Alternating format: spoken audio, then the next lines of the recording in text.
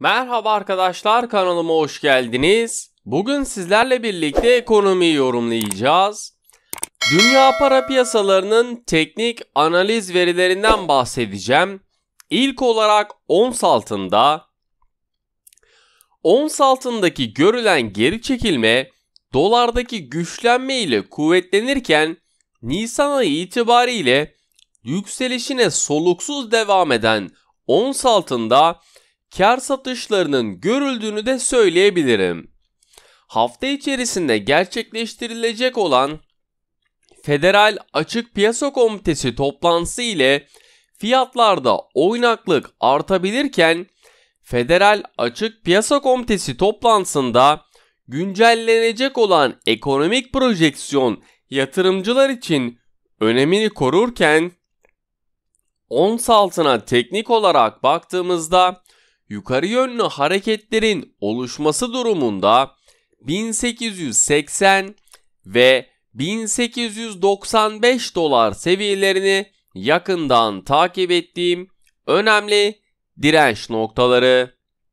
Satış baskılarını görmemiz durumunda ise 1855 ve 1845 dolar seviyelerini yakından takip ettiğim dikkat etmemiz gereken destek noktaları. Gram altın tarafında ise NATO görüşmelerinin olumlu olacağına dair beklentilerle döviz kurundaki geri çekilme ons altında yaşanılan sert düşüşle desteklenince gram altındaki değer kaybı da hız kazandı. NATO görüşmesi sonrasında beklentilerin tamamlanması ile döviz kurunda hafif yükseliş görülse de kayıplarını telafi edemedi.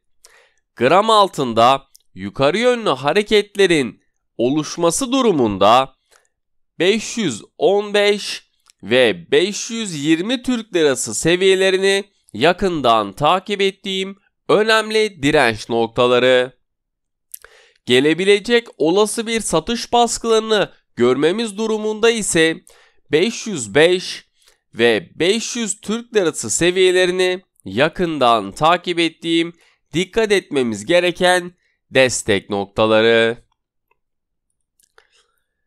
Pound dolar paritesinde ise İngiltere Başkanı Boris Johnson 21 Haziran'da uygulaması beklenilen normalleşme adımlarını 4 hafta ertelediğini açıkladı.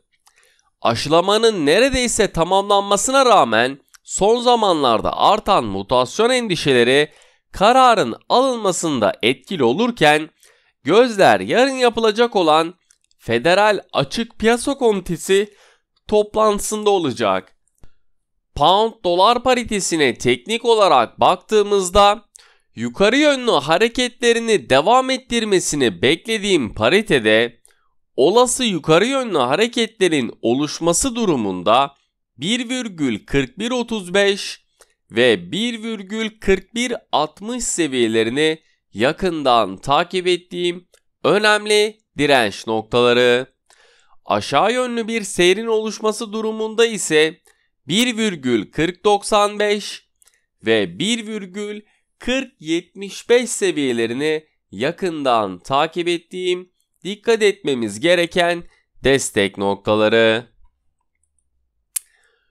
Dolar-yen paritesinde ise Japonya Merkez Bankası salgın sonrası ekonominin toparlanması adına ekonomiyi desteklemek için pandemi yardım programını uzatabileceklerini bildirdi. Geçtiğimiz hafta Başkan Suga yaz aylarında büyük bir destek paketi açıklayacağı söylentileri hakim olurken dolar-yen paritesine teknik olarak baktığımızda yukarı yönlü hareketlerini sürdürmesi durumunda 110,20 ve 110,80 seviyelerini yakından takip ettiğim önemli direnç noktaları.